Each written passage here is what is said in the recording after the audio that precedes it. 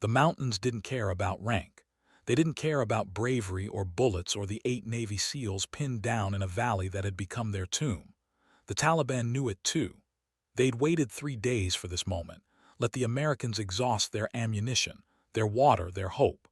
Now they moved like wolves through the rocks, closing the circle. The team leader's voice cracked over SATCOM, requesting immediate air support, but everyone monitoring that frequency knew the truth. The weather had turned the Hindu Kush into a graveyard of clouds and wind shear. Nothing was flying. Nothing could fly. The AC-130 had turned back an hour ago, its sophisticated targeting systems rendered useless by the storm. 2 Apache gunships sat grounded at Bagram, their pilots staring at weather reports that read like death sentences. The SEALs had maybe 20 minutes before the enemy reached effective range. Then it would be over. Not heroically, not cinematically, just over. Blood soaking into Afghan soil while satellites recorded coordinates for the recovery team. The Joint Operations Center had gone quiet, that terrible silence when everyone knows they're witnessing something they'll never forget and can never change. Except someone wasn't listening to the silence. At a forward operating base most people couldn't find on a map, Captain Kestrel Thorne was already taxiing. The A-10 Thunderbolt II looked like it had been built from spare parts and anger, all exposed titanium bathtub and asymmetric engines, a flying tank that belonged in a museum except for one problem. It refused to die. Just like the woman in the cockpit, Kestrel had the face of someone who'd stopped trying to prove things, which meant she'd already proven everything that mattered. 34 years old, 11 deployments, and a call sign that had started as mockery. Kestrel, because she was small, because she hovered, because the men in her first squadron thought she'd never really hunt. They didn't say that anymore. The ones who'd survived their first firefight with her overhead didn't say much at all, just got very quiet when someone questioned her approach angles. The tower controller's voice cut through her headset, sharp with disbelief. Hog 11, confirm you're requesting takeoff clearance. Weather is below minimums. Visibility is, I know what the visibility is. Kestrel's voice carried no emotion, which made it more frightening than anger. I've got 8 men who don't care about minimums. Captain, the ceiling is, open the runway or I'll use the taxiway. The controller looked at his supervisor. The supervisor looked at the weather radar, a mass of red and purple that suggested only a suicidal pilot would attempt flight. Then he looked at Kestrel's service record on his secondary screen, saw the missions that had nothing written next to them except classified designators and Medal of Honor recommendations that had been downgraded because someone decided women couldn't be that good. He picked up the radio. Hog 11, you are cleared for takeoff. Godspeed, Kestrel didn't acknowledge. She was already advancing the throttles, feeling the GETF-34 turbofans spin up with their distinctive whine, that sound like industrial machinery falling downstairs. They accelerated with the enthusiasm of a garbage truck, graceless and unstoppable.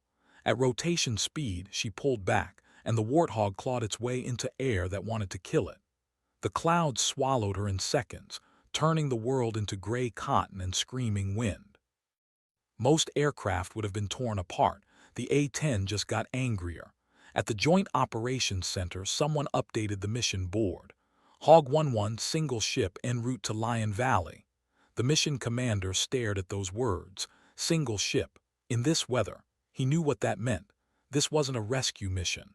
This was a woman writing her name on the sky in fire, win or lose. Kestrel flew by instruments and instinct, her scan pattern automatic after 10,000 hours. Altitude, airspeed, heading, engine temps, fuel. The numbers told a story of margins razor-thin, but she'd lived her whole life in the margins. Born in rural Montana to a father who'd wanted a son, raised on a ranch where weakness meant death for animals that depended on you. She'd learned early that sentiment didn't feed cattle or stop predators. You did the work or you failed. Simple math. The Air Force Academy had tried to teach her differently, tried to smooth her edges, make her fit.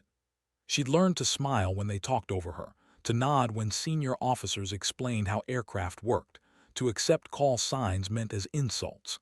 Then she'd gone to combat and discovered that bullets didn't care about politics. The A-10 bucked through turbulence that would have made a fighter pilot vomit. Kestrel adjusted trim, kept her scan moving, waited for the mountains to reveal themselves. She knew this valley had flown it 7 times before, knew the ridgelines, the wadis, the caves where insurgents thought they were invisible. She knew it the way a kestrel knows its hunting ground, every rock and shadow mapped in predatory detail. The SEAL team's coordinates glowed on her display, a small green icon surrounded by red hostile markers. The enemy had them in a horseshoe classic ambush geometry. No escape routes, no cover, just 8 men and the mathematics of ammunition versus time. Lion 1-7, Hog 1-1, 30 seconds out. Her voice on the radio was calm, professional, empty of the fear she'd learned to hide so well that sometimes she forgot where she'd buried it. The SEAL team leader's response came through breaking static background noise of gunfire sharp as broken glass. Hog 1-1, how the hell weather is. We can't even see 50 meters. Don't need you to see me. Need you to mark your position. Roger, popping smoke. Somewhere below the clouds, a canister hissed yellow smoke into the storm, a desperate flag in a gray ocean. Kestrel descended through the ceiling at an angle that would have made a flight instructor weep, wings rocking as wind tried to flip her, rain hammering the canopy like judgment. Then suddenly she was through, the valley floor screaming up at her, mountains on 3 sides, hostile fire already tracking toward her aircraft. She saw the yellow smoke, the tight cluster of Americans behind an outcropping that provided cover from only 2 directions, and the advancing enemy, 40 or 50 fighters moving with the confidence of hunters who'd already won. They hadn't counted on the warthog.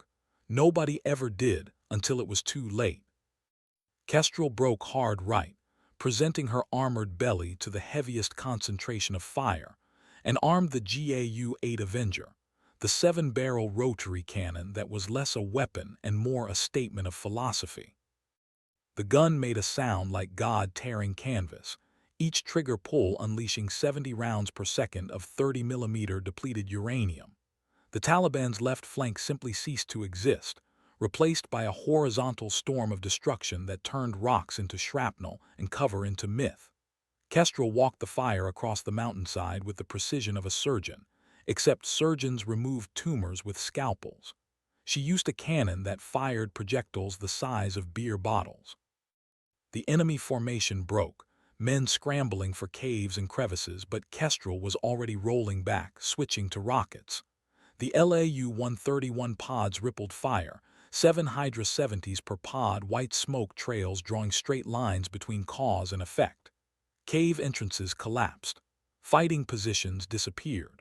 The horseshoe ambush became a rout, survivors running for deeper mountains, dragging their wounded, abandoning their weapons. Below, the SEALs stared upward at the A-10 as it circled, wings rocking slightly in the storm wind, that unmistakable silhouette with its high-mounted engines and straight wings. It looked like something that shouldn't fly, which made its presence overhead feel like a miracle with afterburners.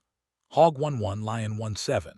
The SEAL's voice was different now, stripped of tactical professionalism, just raw human gratitude. I don't know who you are, but save it. Get your wounded ready for extract. Bringing in Pedro. Kestrel was already on the rescue frequency, coordinating with the para-rescue helicopter that had been orbiting helplessly outside the weather. Now she'd cleared the valley, made it safe, made it possible. The HH-60 Pave Hawk materialized from the clouds like an answer to prayers nobody had thought to say, rotors beating the air into submission. The SEALs moved with the efficiency of men who knew they just borrowed time they shouldn't have had. 3 wounded, none critical now that they'd gotten under cover of the A-10's guns. Kestrel maintained her orbit, eyes scanning for threats, but the Taliban had learned. They were gone, melted back into the mountains, off to tell stories about the demon aircraft that appeared from nowhere. The stories would spread, become legend. Save American lives 3 valleys over because insurgents would think twice before committing to an ambush. Psychological warfare conducted by a woman most of them had never heard of. The Pave Hawk lifted off, precious cargo secured, and climbed back into the safety of the storm. Kestrel waited until they were clear, then checked her fuel. Enough to make it back. Barely. She banked toward base, the A-10 heavy and sluggish with empty ordnance racks but still flying because that's what warthogs did. They flew when everything else was grounded, fought when everyone else had given up, brought people home because someone had to. At Bagram, in the Joint Operations Center, silence had given way to something else. Respect, maybe. Or recognition that competence doesn't care about expectations. The debrief was supposed to be routine. Kestrel stood in a room with men who had more medals than she'd ever receive, explaining approach angles and target identification and whether that officially prohibited flight. They listened with faces that tried to hide what they were thinking, but she'd learned to read silence. It said, "You shouldn't have made it back." It said, "We would have ordered you not to go." It said, "Thank you, but we'll never say it where anyone can hear." The SEAL team leader was there, Lieutenant Commander Marcus Holt, 38 and gray at the temples, eyes that had seen too much but still believed in something. He waited until the colonels and generals had left, until it was just him and Kestrel and the empty briefing room. "My team wants to thank you properly." "Not necessary. It is to us." He held out a small wooden box, weathered teak that had seen years of deployments. Inside was a Navy SEAL trident, the eagle and anchor and pistol and trident in gold on dark metal. "This belonged to my swim buddy. He didn't make it home from Helmand. I've carried it for 6 years, waiting for someone who deserved it."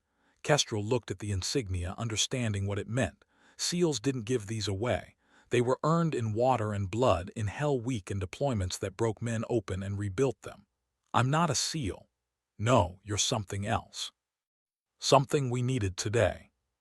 She took the box because refusing would have been an insult, and because something in her chest had cracked open, the place where she kept all the things she wasn't allowed to feel. The weight of metal and wood felt like absolution for every time she'd been told to smile more, to be less aggressive, to understand that some doors were closed. She'd kicked those doors off their hinges by being better than everyone said she could be. "They'll never give you the medal you earned today," Holt said. "The mission was too classified. The weather makes it look reckless, and," he paused, weighing whether to say it, "and you're not what they want their heroes to look like." Kestrel smiled, and it wasn't warm. "Story of my life, Commander. For what it's worth, my men don't care what you look like. They care that you came when no one else would. That means something." After he left, Kestrel sat alone in the briefing room, holding a SEAL trident she had no right to own and every right to keep. Outside, the storm was clearing, revealing stars that had witnessed everything and judged nothing. She thought about her father, dead now for 5 years, who'd never understood why she wanted to fly. Thought about the academy instructors who'd suggested, politely, that she consider transport aircraft instead of fighters. Thought about the squadron commanders who'd given her the call sign Kestrel because she was small and they were clever. She'd made them eat that name. The word got out anyway because nothing stays classified when 8 SEALs tell their wives, their buddies, their chain of command. The story spread like fire through dry grass, morphing and growing with each retelling. There was a pilot, they said, a woman, flew into weather that grounded everything else, came down through a ceiling that should have killed her and turned a massacre into a rescue with nothing but cannon fire and will. They didn't know her name, most of them, but they knew her call sign. Kestrel, the hunter. 3 weeks later, Kestrel was in the chow hall at Bagram when 6 SEALs walked in, still wearing their field gear, fresh from some operation that had left them exhausted and filthy. They saw her, said something to each other, and changed direction. She knew what was coming, felt her shoulders tighten with the weight of attention she'd never wanted. The team leader approached, a man built like violence contained, face painted with camouflage that made his eyes look like holes into something primal. He stopped at her table and every conversation in the chow hall died. "Captain Thorne, that's me." He held out his hand, and when she took it, she felt calluses thick as leather, the handshake of someone who'd climbed too many ropes and pulled too many triggers. "We heard what you did for Lion 17. Just wanted to say, we know you're out there. When we call, we know you'll come." He let go, nodded once with military precision, and walked away. His team followed, but each one met her eyes, gave the smallest nod of acknowledgement. Warriors recognizing a warrior. The chow hall stayed quiet for another 3 seconds. Then someone started clapping. Slow at first, just one person, then another, Then the whole room was applauding. Soldiers and airmen and Marines who'd heard the story or lived their own versions, who understood what it meant when someone flew through hell because 8 brothers needed an angel with a Gatling gun. Kestrel's face burned. She hated this, hated being visible, hated the attention that felt like exposure. But she nodded once, acknowledging what they were really applauding. Not her, the mission, the brotherhood of people who went when others couldn't. She finished her meal quickly and left, escaping into the Afghan night where the stars were hard and bright and didn't give a damn about heroism. Her A-10 was parked on the flight line, ground crew swarming over it, repairing battle damage she hadn't even noticed during the mission. Bullet holes in the vertical stabilizers, shrapnel scars on the fuselage. The armorer looked up as she approached, a staff sergeant with 20 years in and eyes that had seen every aircraft the Air Force owned. "Ma'am, your bird took some hits, 37mm looks like, right through the tail section. Will she fly?" A-10 always flies, that's the problem. Thing is too stupid to know when it should quit. He said it with the affection of a man who'd spent his career keeping these ugly aircraft in the sky. Just like her pilot. Kestrel ran her hand along the fuselage, feeling the rivets and repair plates, the patchwork history of an airframe that had been in service since before she was born. The A-10 was supposed to be retired a dozen times, replaced by sleeker jets with better technology. But every time the Pentagon tried to kill the program, combat commanders screamed bloody murder. You couldn't replace the Warthog because there was nothing else that could fly low and slow, take punishment and keep fighting, bring troops home when the situation was hopeless. It was the aircraft equivalent of stubborn, and Kestrel loved it with the fierce loyalty of someone who recognized herself in titanium and determination. She flew the next morning, a simple patrol that required no heroics, just presence. The Taliban learned to hide when they heard the TF-34 turbofans, that distinctive whine that meant close air support was overhead. Kestrel circled her sector, watching the ground, radio quiet except for the occasional check-in with ground forces who were glad she was there even if nothing happened. This was the real work of combat aviation, 99% boredom, 1% terror, and the constant knowledge that when everything went wrong, you'd have seconds to become perfect. The flight lasted 4 hours. She landed with sore shoulders and a headache from the oxygen mask, taxied to her revetment, and shut down the engines. The sudden silence was profound, the kind that filled your ears like cotton. 3 months into her deployment, Kestrel had flown 47 combat missions. She'd fired the GAU-8 cannon 17 times, expended 230 rockets, and dropped enough precision-guided munitions to level a small town. She'd saved at least 32 American lives that she knew about, probably more that she didn't. The air medal paperwork was somewhere in the bureaucracy, being downgraded because someone in a climate-controlled office thought her tactics were too aggressive. She didn't care about medals. She cared about the message traffic that came in every morning, the list of units in contact, the brief terrible moments when troops in contact became imminent friendly casualty and someone's mother was about to get a knock on her door. Those were the missions that mattered, the ones where she pushed the A-10 past its limits and found out the limits were lies. The aircraft could take more. She could take more. Together they were a weapon system that refused to acknowledge the impossible. In early autumn, the mission came that would define her. Not the biggest, not the longest, but the one that crystallized everything she'd become. A Marine firebase in Helmand Province was overrun, 200 Taliban fighters in a coordinated assault that had been planned for months. The base had 37 Marines, 1 working mortar, and a perimeter that was collapsing by the minute. Every available aircraft was diverted, a response package that read like an air show. 2 A-10s, 4 F-16s, an AC-130 gunship, and a B-1 bomber carrying 30 tons of precision death. Kestrel was the first to arrive, which meant she was alone over a firebase that was about to become a memorial. The scene below was chaos trying to pretend it was organized. Marines fired from sandbag positions that were already overrun on the east side, falling back in good order but falling back nonetheless. The Taliban had brought rocket-propelled grenades, heavy machine guns, mortars of their own. They wanted this firebase badly enough to die for it, which meant they were willing to spend lives like ammunition. Hog 2-1, this is Sabre, Maine, requesting immediate close air support. Danger close, I say again, danger close. The Marine ground controller's voice was steady despite the gunfire that punctuated every word.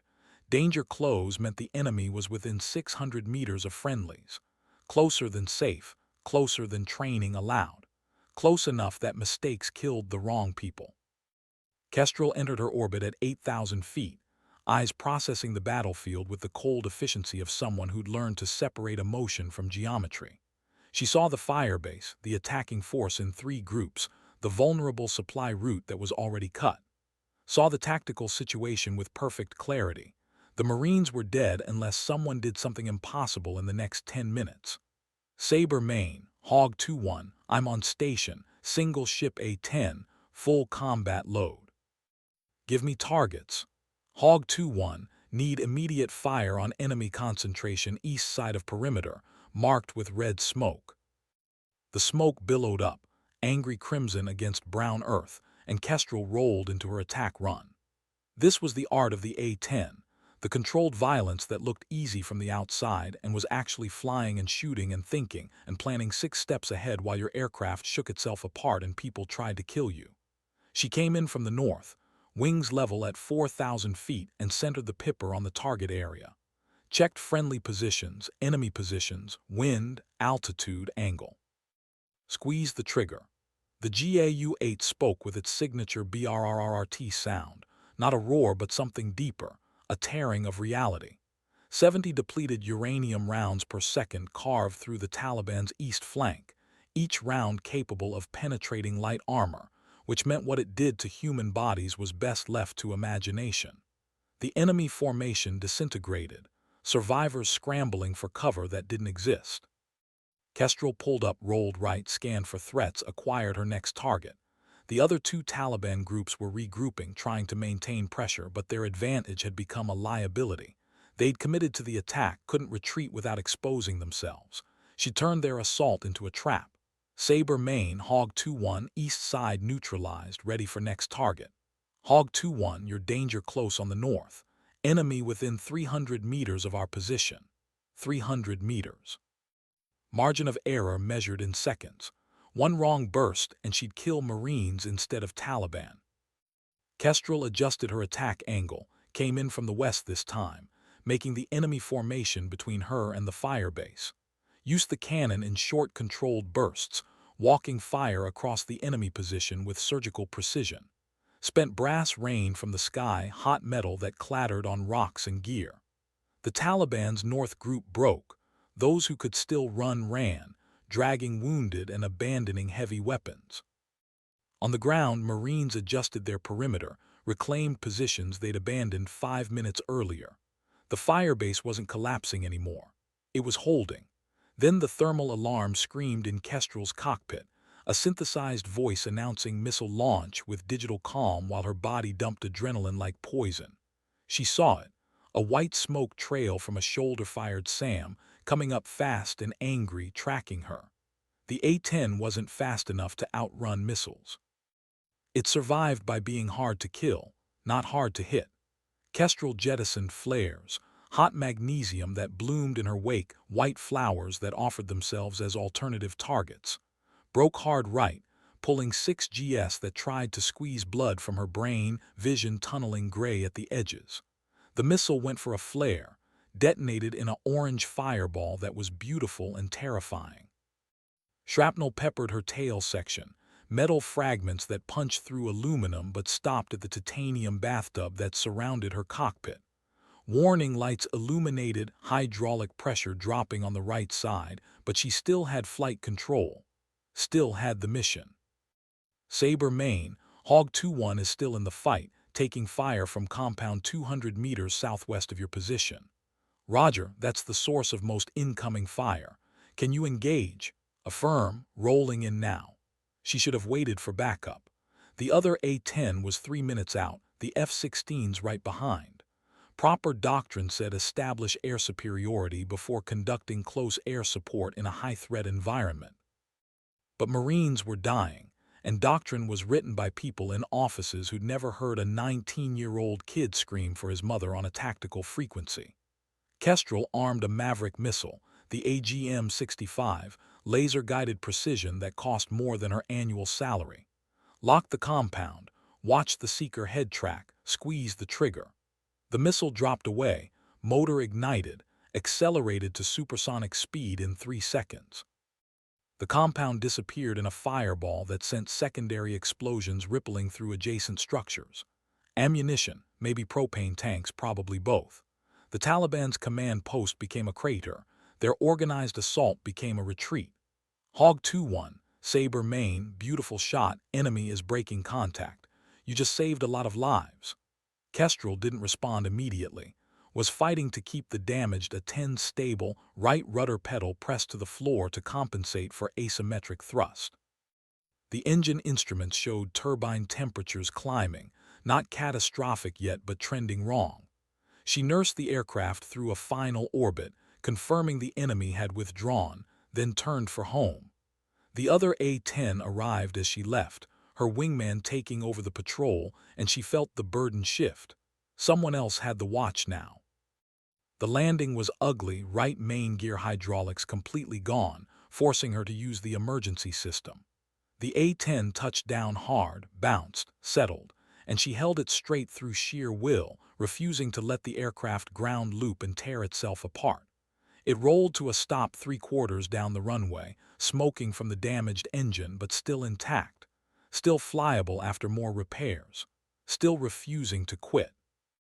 The ground crew found 37 holes in the aircraft, most small caliber, 2 from the SAM shrapnel pattern. They photographed the damage for maintenance records, shaking their heads at what the A-10 had survived.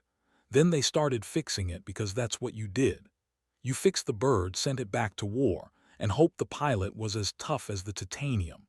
Kestrel's debrief lasted 2 hours, intelligence officers wanting every detail about the Taliban's tactics, their weapons, their numbers. She gave them facts stripped of emotion, waypoints and altitudes and weapon effects. Didn't mention that her hands shook for 10 minutes after landing, that she'd thrown up in the bathroom before the debrief, that she'd stared at herself in the mirror and wondered when she'd become someone who could kill 50 people before lunch and feel nothing but satisfaction at a mission accomplished. The Marine Firebase sent a message through official channels. Request identity of Hog pilot for unit commendation. The Air Force sent back a classified non-response because Kestrel's missions were often off-book, deniable, the kind that didn't make it into press releases. But the Marines found out anyway because someone always talked, and within days her call sign was being spoken in reverent tones in every firebase in Helmand Province. Kestrel, the woman who flew through missiles like they were weather, who put ordnance on target when the margin of error was measured in meters, who came when you called because that's what Warthog pilots did. The legend grew beyond the facts, as legends do. Some stories said she'd shot down an enemy helicopter with her cannon. Others claimed she'd landed on a highway to rescue wounded soldiers. None of it was true, but it didn't matter. What mattered was the psychological impact. American troops believed she was out there, which meant they fought harder. Taliban fighters heard the stories, which meant they hesitated. Perception became reality, and Kestrel became something larger than one woman in a beat-up attack aircraft. She hated it. Hated the myth-making, the way people looked at her like she was special instead of just stubborn. Hated the Pentagon public affairs officers who wanted to make her the face of women in combat, to put her on recruiting posters with a smile and a sound bite. She'd told them, politely and then not politely, what they could do with their posters. She wasn't here to be an example. She was here to kill people who needed killing and bring Americans home. Everything else was noise. Her squadron commander understood. Colonel Jennifer Marks was 53, had flown A-10s in Desert Storm, and had fought the same battles Kestrel was fighting now, 25 years earlier. "They want you to be their token," Marks said over coffee that tasted like diesel fuel and regret. "They're proof that the system works, but you and I both know the system doesn't work. It just has exceptions, and we're the exceptions that prove the rule. Ma'am, I'm not interested in being political. Neither was I, but they make you political whether you want it or not.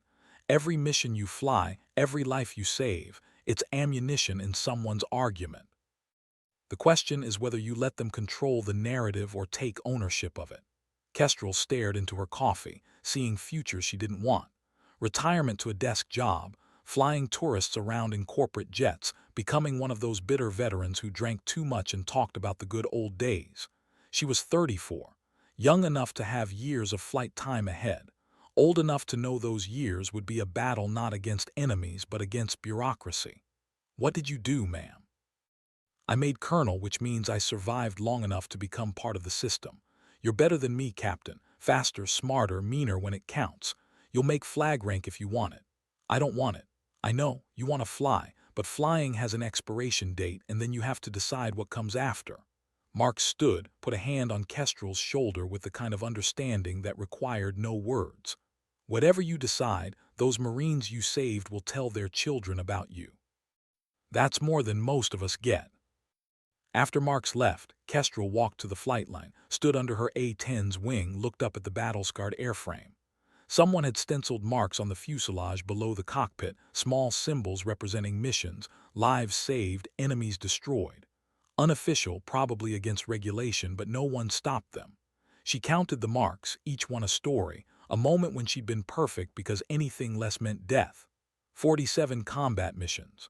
4 months in Afghanistan.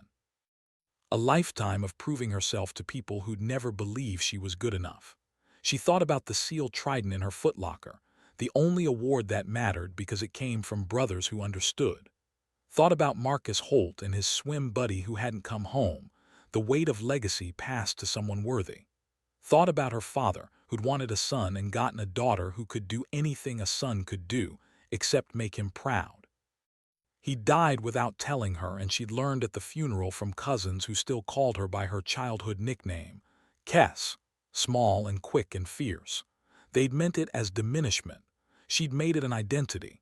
The sun was setting over the Hindu Kush, painting the mountains gold and red, beautiful and deadly. Kestrel watched until the colors faded to purple and then black, stars emerging in patterns that guided navigators before GPS, before radios, when flying meant faith and dead reckoning and hope. She could navigate by stars if she needed to. Had trained for it, practiced it, added it to the list of skills that made her irreplaceable. But she couldn't navigate what came after war, after flying, after purpose gave way to existence. 3 days later, the mission that would end her deployment came without warning, the way they always did. A joint special operations convoy was ambushed in Kunar province, sophisticated attack that suggested planning and insider intelligence. The convoy had 2 helicopters overhead, Apache that were doing their best, but the enemy had brought anti-aircraft guns, Zu-23s that turned the sky into steel rain. The Apache were forced to high altitude, where their weapons were less effective. The convoy was pinned down in a canyon, taking casualties, with a rescue force an hour away. Too long. Way too long. Kestrel was airborne in 6 minutes, still buckling her harness as the A-10 climbed, her wingman right behind her. Captain Derek Vance was 31, on his second deployment, good pilot who'd learned to fly formation with Kestrel's aggressive style. They didn't talk much on the ground, but in the air they thought with one mind, split targets without discussion, covered each other with the precision of people who'd been shot at together. Hog flight, Sabre operations, be advised enemy has active AAA, repeat active AAA Apache are taking fire. Roger, Sabre will deal with it. Hog 2-1 you copy. 2-1 copies. I'll take the north gun, you take south. They reached the canyon in 17 minutes, not fast by fighter standards, but the A-10 wasn't built for speed. It was built to arrive and solve problems. Kestrel saw the convoy immediately, 6 vehicles in a line, 2 burning, soldiers in defensive positions that were being overrun. Saw the Apache helicopters circling high, launching missiles that couldn't get close enough. Saw the anti-aircraft guns, twin-barreled nightmares that tracked the Apache with mechanical precision. The Zu-23 was Soviet-era technology, simple and effective, capable of throwing 23mm high-explosive rounds at 3,500 feet per second.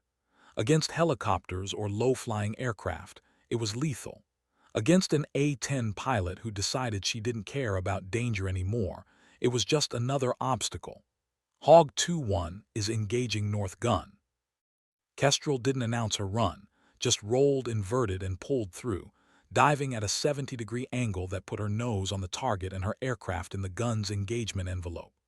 The ZU-23 crew saw her, swung their barrels, opened fire.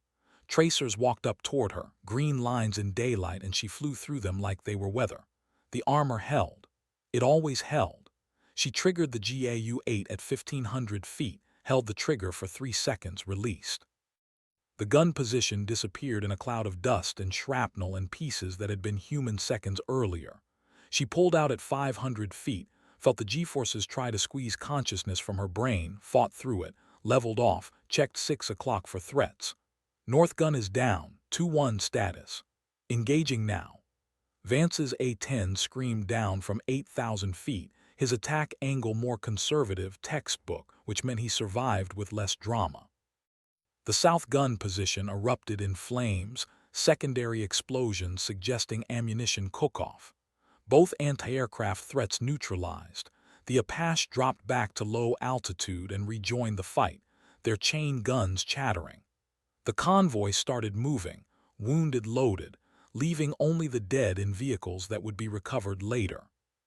Kestrel established orbit overhead, eyes scanning for additional threats, but the ambush was broken. The enemy had withdrawn, dragging casualties, leaving weapons. In the mathematics of combat, they'd lost. The convoy reached safe ground 40 minutes later, medevac helicopters meeting them at a forward base. 5 soldiers killed, 12 wounded, but 33 alive who shouldn't have been. The mission report would be classified, the details redacted, but somewhere in a database was a line that read, "Close air support provided by Hog Flight resulted in successful convoy extraction." The words didn't capture the reality, but words never did. Back at base, Kestrel's crew chief met her at the aircraft, face grim. "Ma'am, you took hits. Lots of hits." She followed him around to the starboard side, saw what he meant. The wing was shredded, punctures from the ZU-23 that had walked a pattern from leading edge to trailing edge. Hydraulic fluid leaked from severed lines, forming puddles on the concrete. The horizontal stabilizer had holes the size of fists, edges peeled back from explosive rounds. The aircraft had been hit 37 times and she hadn't felt a thing. Hadn't known she was flying through fire that should have killed her. "Can you fix it?" The crew chief laughed, the sound bitter. "Can I, ma'am? This bird shouldn't have made it back. You shouldn't be standing here. But I am, and I need to fly tomorrow." He looked at her like she was insane, which maybe she was, then shook his head with the resignation of someone who'd learned not to argue with A-10 pilots. "I'll get it done, but you owe me a bottle of something expensive." "Deal." That night Kestrel couldn't sleep. Lay in her bunk staring at the ceiling, listening to the distant sound of generators and the occasional whomp of outgoing artillery.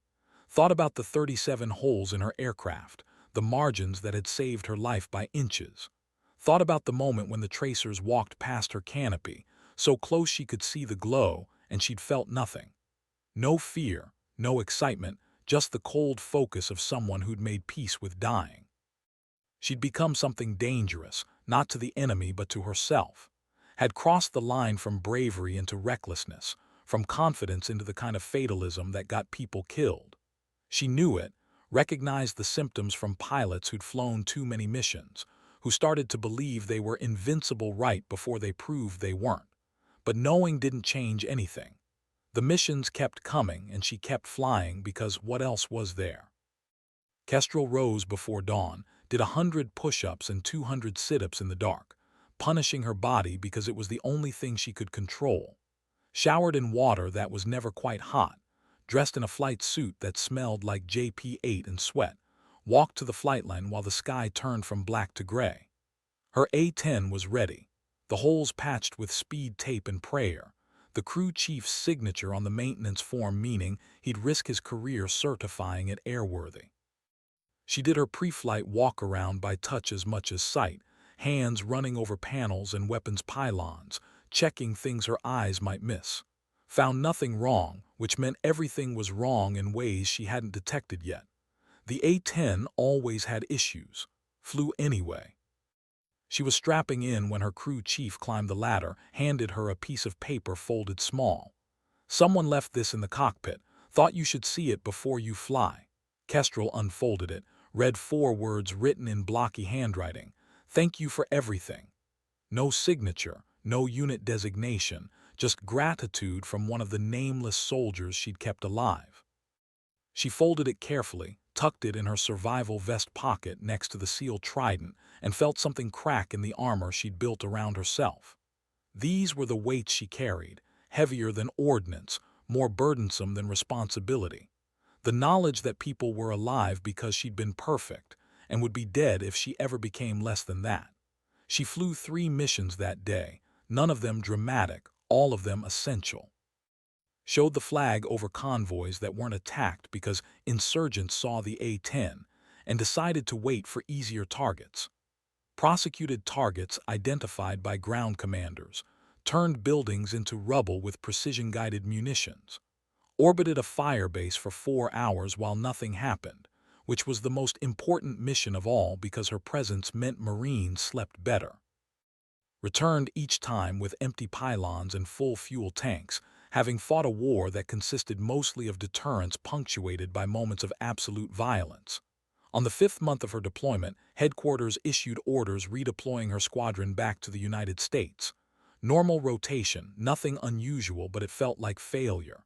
Like she was abandoning people who needed her, leaving a job half-finished. She filed paperwork requesting an extension. Denied. Filed again. Denied with a note from Colonel Marks. "Go home, Captain. You've done enough." But what was enough? The question haunted her final missions. Orbits over terrain she'd memorized, valleys where she'd made her name in fire and thunder. She'd flown 93 combat sorties in 5 months, spent 312 hours in the cockpit, fired 8,000 rounds of 30mm ammunition. The numbers meant nothing. What mattered was the missions where she'd heard the fear in someone's voice and turned it into relief. The moments when death was inevitable until she arrived and made it optional. Those were the missions you couldn't quantify, couldn't put in an awards package, couldn't explain to civilians who thought war was Call of Duty and heroism was painless. The final mission was a milk run, support for a convoy that made it from point A to point B without incident. Kestrel circled overhead, watched the trucks navigate dirt roads, listened to relaxed banter on the tactical frequency. Young soldiers who didn't know or care that she was up there just accepted that someone was watching over them. When the convoy reached its destination, the ground controller thanked her with professional courtesy, nothing special. She turned for home, the feeling lighter without ordnance, sunset painting the mountains colors that reminded her of Montana. Had she made a difference? The question was narcissistic, but she couldn't stop asking it. In the grand scheme of a war that would continue long after she left, what did 93 missions matter? But then she thought about Marcus Holt and his 8 SEALs, about the Marine firebase that would have been overrun, about the special operations convoy that made it home. Thought about soldiers whose names she didn't know, who'd lived because she'd been willing to fly through hell. Maybe that was enough. The squadron threw a party for their redeployment, the kind of mandatory fun that felt hollow after months of combat. Kestrel attended because not attending would have been noticed, stood in a corner with her whiskey, and watched her fellow pilots get drunk and tell stories. They were good people mostly. Brave, skilled, dedicated to something larger than themselves. But they looked at her differently, with the kind of respect that included distance, because she'd gone further than they were willing to go. She'd become the unit's weapon of last resort, the pilot they called when the situation was hopeless. It was a lonely kind of excellence. Vance found her eventually, drunk enough to be honest. "You know what they call you?" he asked, gesturing with his beer. "The Valkyrie, like from Norse mythology, the one who chooses who lives and dies." "That's not it is, though. You fly over battles and decide who gets saved. That's literally what you do." He laughed, realized he was laughing at something that wasn't funny, stopped. "I'm glad you're on our side. After he wandered off, Kestrel left the party, walked into the Afghan night, let the cold air burn her lungs. The Valkyrie. She hated it, hated the mythology, the way people made her into something supernatural because they couldn't accept that she was just someone who refused to quit. But maybe Vance was right. Maybe she had become something else, something forged in the crucible of missions that should have killed her and didn't. She thought about the kestrel, the small falcon that hovered over fields, waiting for movement, diving with lethal precision when prey revealed itself. Her father had shown her one when she was 8, pointed out how it hung in the air motionless despite the wind. "That's patience," he'd said, "waiting for the right moment." She'd learned patience the hard way, learned that wars weren't won with aggression alone but with the discipline to wait, to position, to strike only when success was certain. The Taliban had learned this about her. The waiting overhead, the sudden violence, the precision that left no room for escape. Kestrel's last day in Afghanistan was anticlimactic, like most endings. Processed paperwork, turned in equipment, stood in lines with soldiers who were going home to lives they'd barely remember. The A-10 she'd flown was already being prepped for the next pilot, a lieutenant fresh from training who'd inherit a warthog with a history written in combat damage and repairs. She wanted to tell him something, some wisdom that would keep him alive, but what could she say? Fly straight, shoot straight, bring them home. The same advice every generation gave, knowing it wouldn't be enough. The flight back to the States took 26 hours, military transports hopping across continents, anonymous faces in uniform staring at bulkheads and thinking about what came next. Kestrel slept fitfully, dreamed of tracers and mountains, woke with her heart racing. Wondered if this was how it would be from now on, the war following her into sleep. At Davis-Monthan Air Force Base in Tucson, Arizona, the 355th Fighter Wing welcomed them home with the appropriate ceremony. Families held signs, children waved flags, commanders gave speeches about sacrifice and service. Kestrel stood in formation and felt nothing, the emotional numbness that came from being too far forward for too long. She had no family waiting. Her mother was dead, her father was dead, and the extended relatives who'd wondered why she didn't settle down and give them grandchildren had stopped asking after the academy. Her family was the squadron, and they'd already moved on to the next crisis, the next training cycle, the operational tempo that didn't pause for reintegration. She moved into base housing, a 2-bedroom apartment that felt enormous after months in a combat outpost. Spent 3 days doing nothing, just staring at walls, waiting for her body to understand that the adrenaline was over. It didn't understand. She woke at 400 out of habit, did her workout, waited for a mission brief that never came. On the 4th day, she drove to the flight line, watched A-10s take off for training missions, the familiar sound of TF-34 turbofans pulling at something in her chest. A crew chief approached, staff sergeant in her 40s, walked with the confidence of someone who'd forgotten more about aircraft than most people learned. "You're Thorne, right, Kestrel?" "Yeah, heard about you. The thing in Lion Valley, the firebase rescue, that true? Some of it." The crew chief smiled, and it was real. "My nephew was in that convoy in Kunar. Said an A-10 came out of nowhere, killed the guns that were going to kill them. He didn't get your name, but when he described the pilot said she flew like she was angry at the sky, I knew it was you." Kestrel didn't know what to say to that, so she said nothing. The crew chief nodded like she understood. "He's alive, 20 years old, wants to be a pilot now. Says he's going to fly warthogs because that's what saved him. Just thought you should know." After she left, Kestrel stood alone on the flight line, watching heat shimmer off concrete, and let herself feel something she'd been refusing. Pride, maybe. Or satisfaction that the math had worked out, that she'd subtracted death from the equation just by being stubborn. The Air Force had plans for her, of course. They always did. Requests for interviews, invitations to speak at recruiting events, suggestions that she accept a staff position at the Pentagon where she could influence policy. She declined everything, which made her unpopular with public affairs but protected her from becoming a symbol. She didn't want to be remembered as the woman who broke barriers. She wanted to be remembered as a pilot who did the job. Colonel Marks called her into the office, closed the door, spoke with the bluntness of someone who'd earned the right. "You can't hide forever, Kestrel. They're going to make you promote or get out. You're too good to stay a captain and you're too visible to ignore. What if I want to just fly? Then you've got maybe 3 more years before they force you behind a desk. That's how it works. The good ones get promoted into irrelevance."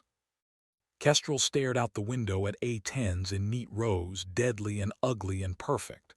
"I can't do a desk job, ma'am. I'll lose my mind." "I know, but the alternative is getting out, and then what? The airlines, corporate jets. None of that will feel like this." Marks was right, and they both knew it. The Air Force had given Kestrel purpose, structure, a mission that mattered.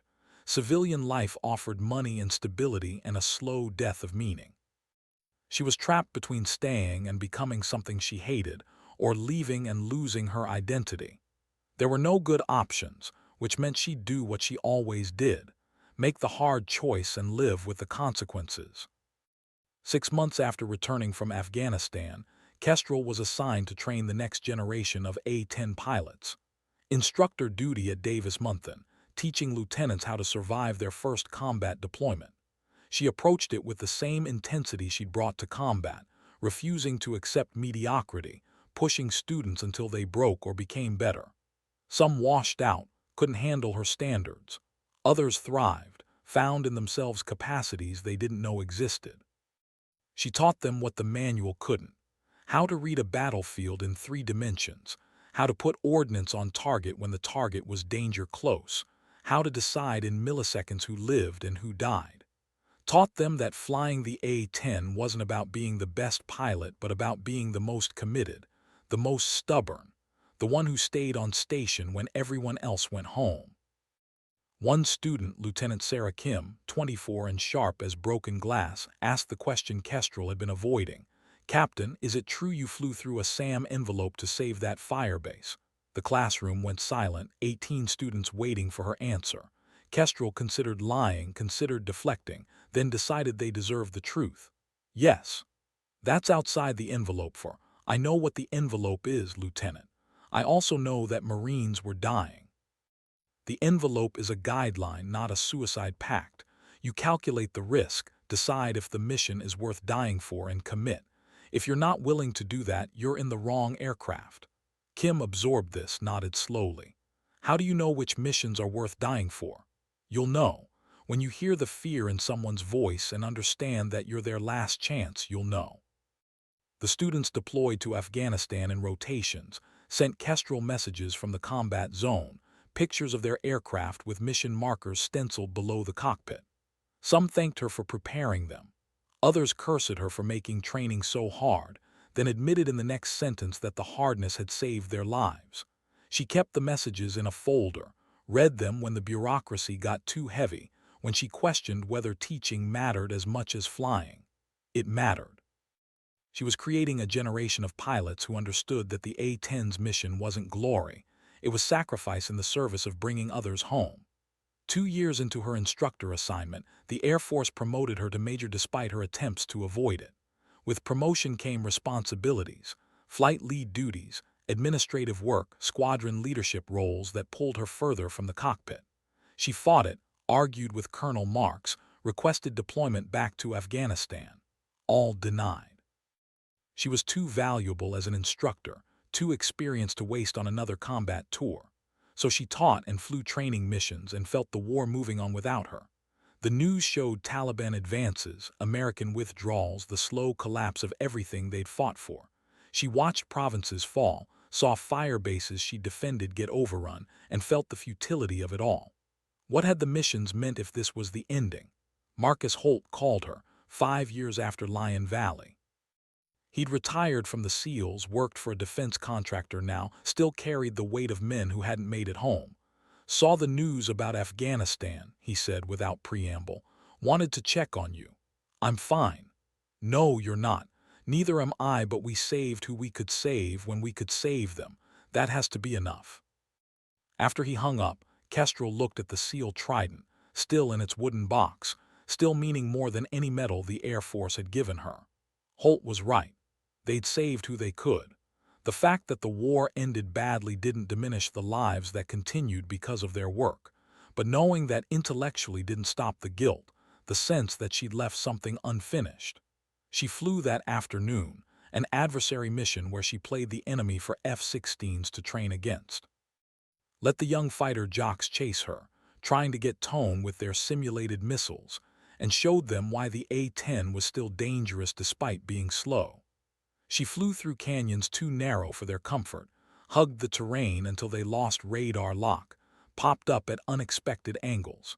They couldn't kill her because she fought on her terms in the environment where the warthog was deadliest. After landing, the F-16 pilots clustered around her in the debrief, wanting to know how she defeated their sensors. She explained terrain masking, showed them the radar signature of an A-10 against ground clutter, taught them that not every fight was won with speed. One captain, cocky and young, asked the question, "Why fly the A-10 when you could fly a real fighter?" Kestrel smiled, and there was no warmth in it. "Because I fly for people on the ground, not for ego. Your F-16 is fast and pretty. My A-10 is ugly and slow and saves lives. When you figure out which one matters more, let me know." 10 years after Lion Valley, 15 years into her Air Force career, Major Kestrel Thorne stood at a crossroads. She was 44 years old, a lieutenant colonel select, too senior to fly combat missions regularly, too junior to make policy changes. The Air Force offered her a choice: accept a staff position at the Pentagon or retire with full honors. She took 3 days to decide, spent them flying solo missions over the Arizona desert, thinking about everything that had led her here. A girl from Montana who'd wanted to matter, who'd found purpose in the cockpit, who'd become someone that others told stories about. The Valkyrie, Kestrel, the woman who flew when no one else would. On the 3rd day, she flew to the Goldwater Range, the training area where she'd taught so many students, orbited the targets she'd helped them destroy, remembered faces and names and missions that had mattered. Below her, the desert stretched empty and indifferent, beautiful in its harshness.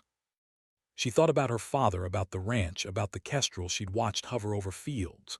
Thought about the SEAL Trident, the handwritten note from a soldier she'd never meet, the crew chief's nephew who wanted to fly warthogs. Thought about Marcus Holt and his team, about 37 Marines in a firebase, about convoys that made it home. She'd saved hundreds of lives, maybe thousands if you counted the indirect effects. Had taught a generation of pilots who'd save thousands more. The math worked out. She'd added more good than the world had any right to expect from one person. It was enough. She returned to base, walked into Colonel Marks's office, handed her paperwork. Request retirement effective 6 months from date. Marks looked at the form, looked at Kestrel, understood everything that wasn't being said. The Air Force will be less without you. The Air Force will be fine, always is. What will you do? Kestrel smiled for the first time in months. I have no idea. The retirement ceremony was small because she'd requested small. Her squadron, some former students, a general who'd flown A-10s in Desert Storm and understood what she represented. They gave speeches about her service, read her awards list, tried to quantify in words what she'd meant to people she'd saved. It was inadequate, but ceremonies always were. The general presented her with a flag, thanked her for her service, and then did something unexpected. He produced a leather-bound book, held it so she could see. "This is from the men and women you've saved. We reached out to the ones we could find. They wanted you to know." The book was full of photographs, messages, names and dates and locations. Every page was someone who'd lived because she'd flown.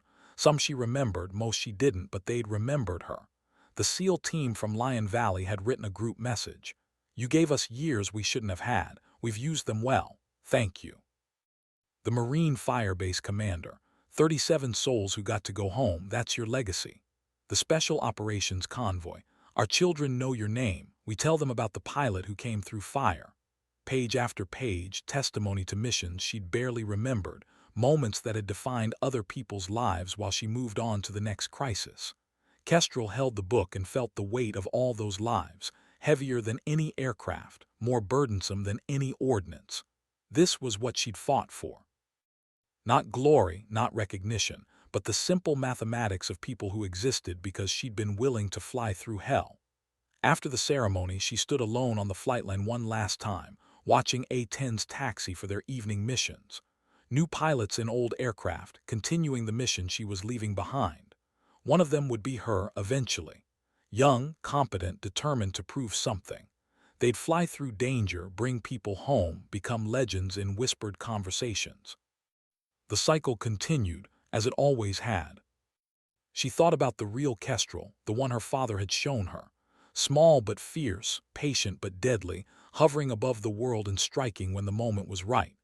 She'd lived up to the name in ways her first squadron never imagined. Had become the hunter they'd mocked her for being, had made them eat every condescending word. But she was tired now, tired of being fierce, tired of the hypervigilance that combat demanded. It was time to be small again, to find a place where she could hover without hunting, exist without proving. Kestrel walked to her car, left the base for the last time as an active duty officer, and drove into a sunset that looked nothing like Afghanistan. The war would continue without her. People would still need saving, and someone else would save them. She'd done her part, paid her dues, earned the right to rest. The seal trident sat in her go-bag, next to the leather-bound book of testimonies, next to a folded flag that represented a country she'd served even when it didn't recognize her worth. These were her treasures, the only proof she needed that she'd mattered. Kestrel Thorne, the woman who flew when no one else would, the pilot who turned impossible missions into stories that would outlive them all, had finally chosen to land. But somewhere in a ready room, a young lieutenant was strapping into an A-10, preparing for their first combat mission. They'd been trained by instructors Kestrel had trained, flying tactics she'd refined, carrying forward a legacy of stubborn excellence. When they arrived over the battlefield and heard the fear in someone's voice, they'd know what to do. They'd been taught by the best, even if they'd never met her. And that finally was enough. The Warthog's mission continued, passed from generation to generation, a promise written in titanium and determination. We will come when you call, we will stay until you're safe, we will never leave you behind. Even if the SEALs whispered it was over, someone would be screaming in from the storm, refusing to accept the impossible. Because that's what Warthog pilots did. That's what Kestrel taught them. And her legacy would thunder through the sky long after her own engines fell silent.